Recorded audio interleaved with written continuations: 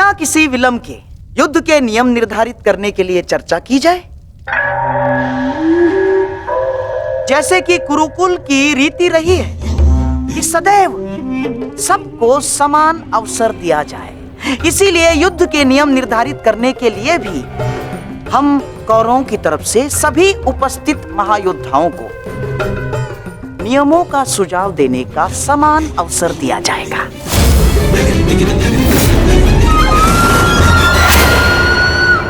और हाँ, मैं ये जानता हूं कि पांडव पक्ष मामा श्री शकुनी का मुख अधिक समय तक नहीं देख सकते, इसीलिए मैं अपना सुझाव आरंभ में ही दे देता हूं। समस्त आर्यव्रत में युद्ध चाहे जितने भी दिन चले, परंतु आरंभ सूर्योदय से होता है और सूर्यास्त होते ही युद्ध भी थम जाता है। परंतु इस बार नियम में एक छोटा सा परिवर्तन होगा। सूर्यास्त के पश्चात भी युद्ध पर विराम नहीं लगेगा,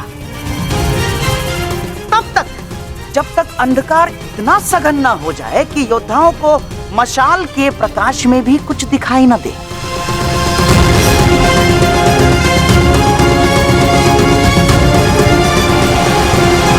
स्वीकार है, परंतु स्मरण रहे मामाश्री, यह नियम सब पर प्रभावी होगा। जब तक अंधकार में मैं देखने में असक्षम न हो जाऊं, मैं प्रहार करता रहूंगा। और स्मरण तो आपको है ही कि अंधकार में भी अर्जुन अपने लक्ष्य से कभी नहीं चूकता। मेरा भी एक सुझाव है। युद्ध में घायल या लड़ने में असमर्थ या निरस्त्र हुए योद्धा पर विपक्षी प्रहार नहीं करेगा। अति उत्तम मित्र, हमें स्वीकार है। अद्भुत अंगराज, आपका न्याय दर्शन तो सराहनीय है। हमें आपका यह नियम स्वीकार है। समान पद वाले योद्धा समान पद के योद्धाओं से द्वंद्व करेंगे। रथी रथी से द्वंद्व करेंगे, महारथी महारथी से द्वंद्व करेंगे, अश्वरोही से अश्वरोही द्वंद्व करेंगे और गजरोही से गजरोही द्वंद्व करेंगे। एक योद्धा केवल एक योद्धा से युद्ध करेगा। गुट बनाकर कोई भी किसी एक पर आक्रमण नहीं करेगा। किसी के पीठ पीछे कोई प्रहार नहीं करेगा।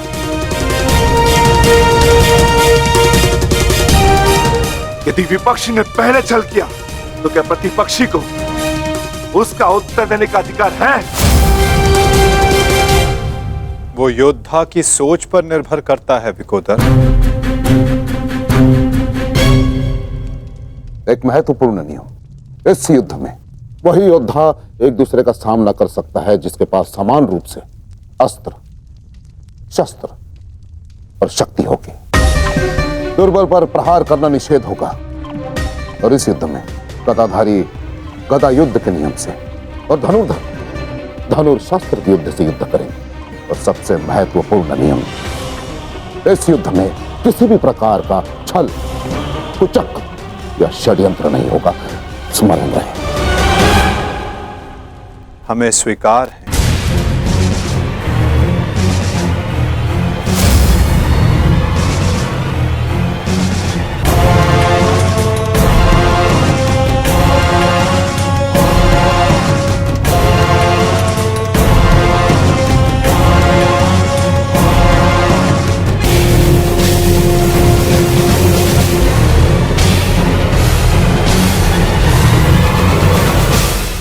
युद्ध के सारे नियम निर्धारित हो चुके हैं, परंतु अभी भी पांडव पक्ष से मुझे एक छोटी सी समस्या है।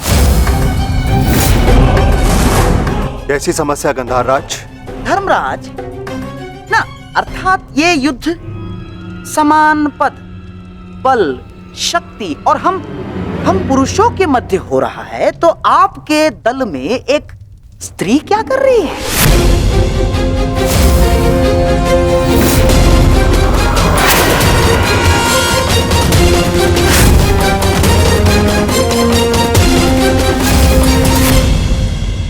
ना, पुरुषों के युद्ध में एक स्त्री का भाग लेना युद्ध के नियमों के विपरीत है धर्मराज। ये नियम आप जैसे द्रुत पुरुषों ने बनाए हैं, जो स्त्री को तुच्छ मानते हैं, केवल वस्तु मानते हैं। शिव शिव शिव शिव शिव शिव शिव शिव, ये क्या कह रही हैं आप? ये नियम तो स्वयं महादेव ने बनाए हैं। महादेव, आपको स्मरण है ना, जब देवी पार्वती ने असुरों का नाश करने के लिए माता काली का रूप धारण किया था, तो स्वयं महादेव ने भी उन्हें रोकने के लिए अपने बल का प्रयोग नहीं किया ना, अपितु वो स्वयं माता काली के समक्ष नतमस्तक हो गए। जब स्वयं ईश्वर इस नियम का पालन कर सकते हैं, तो हम तो केवल साधारण मनुष्य हैं। कोई भी पुरुष योद्धा एक स्त्री पर आक्रमण नहीं करेगा, यही युद्ध के आधारभूत नियमों में से एक है। और यदि ऐसे में यानी एक स्त्री को पांडव दल का सेनापति पद दिया जाता है, तो कौरव, बेचारे कौरव तो बिना युद्ध लड़े ही हार जाएंगे। क्या ये अधर्म नहीं है? बताइए। अपने सेनापति के प्राण बचाने के लिए और कोई मार्ग नहीं सूझा आप लोगों को? योद्धा सिर्फ योद्धा होता है, स्त्री या पुरुष नहीं। स्मरण है मां पार्वती, जिन्होंने काली का रूप धारण करके कितने असुरों का वध किया था। हम असुर नहीं है, हम साधारण मनुष्य हैं, मनुष्य, सभ्य मनुष्य। और सभ्य मनुष्य नियमों का पालन करता है। आप सेनापति पद छोड़ दे, यही धर्म है, क्यों धर्मराज?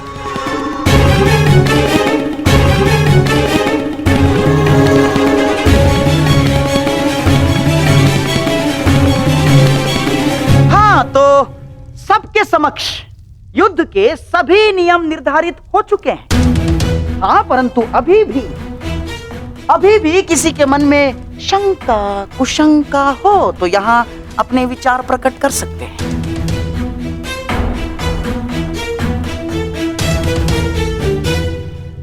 नहीं गांधार राज, इस सभा में बनाए सभी नियम और उपनियम हमें स्वीकार है।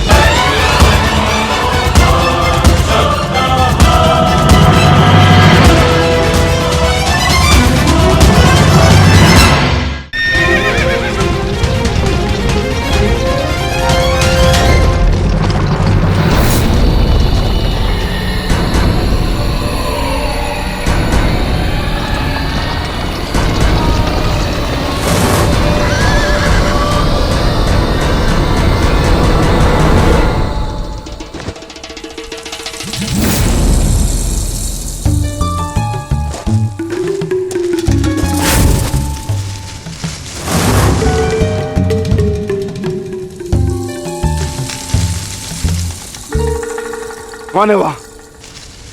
कौन है जो मेरा पीछा कर रहा है? यदि साहस है तो सामने आ।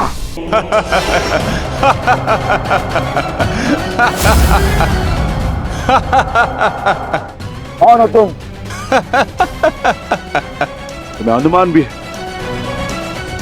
किस पर हंस रहे हो? जानते हो मैं कौन हूं? तो मेरा नाम क्या है? बता दीजिए ना भद्र, आपका रूप देखकर तो भय लगता नहीं, कदाचित आपका नाम इतना भयंकर हो जिसे सुनकर मेरी हंसी चली जाए। तुम जानते हो मैं कौन हूं? यदि मैंने अपना परिचय दे दिया तो तुम श्वास भी नहीं ले पाओगे। और यदि मैंने आपके कर्मों का दंड दे दिया तो आप अपना नाम भी भूल जाएंगे भद्र।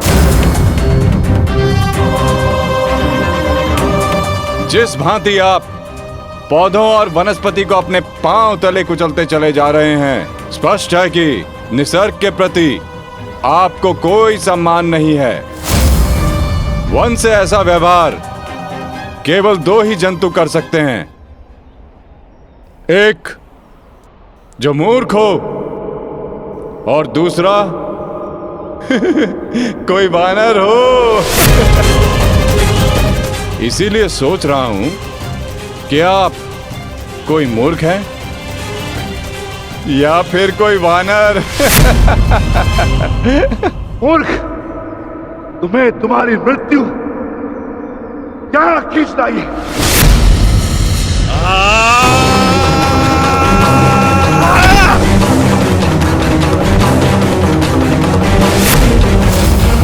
बड़ा चतुर बनता है। तुझे अभी मैं सिखाता हूं कि बड़ों के साथ कैसे व्यवहार करना चाहिए। कुछ भी सीखने के लिए मैं सदा प्रस्तुत हूं भद्र। आगे बढ़िए।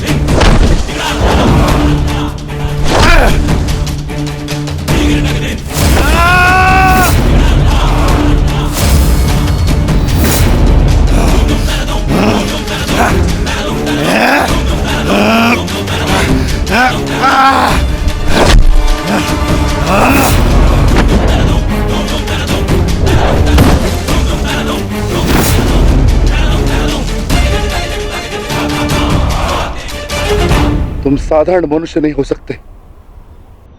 कौन हो? कौन हो तुम?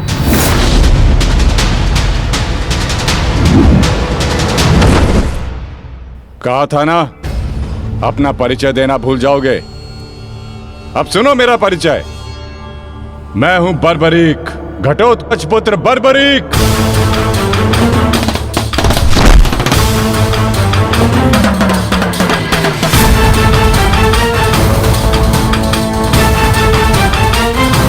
बालक, अपना परिचय देने से पूर्व मेरा नाम तो जान लेते।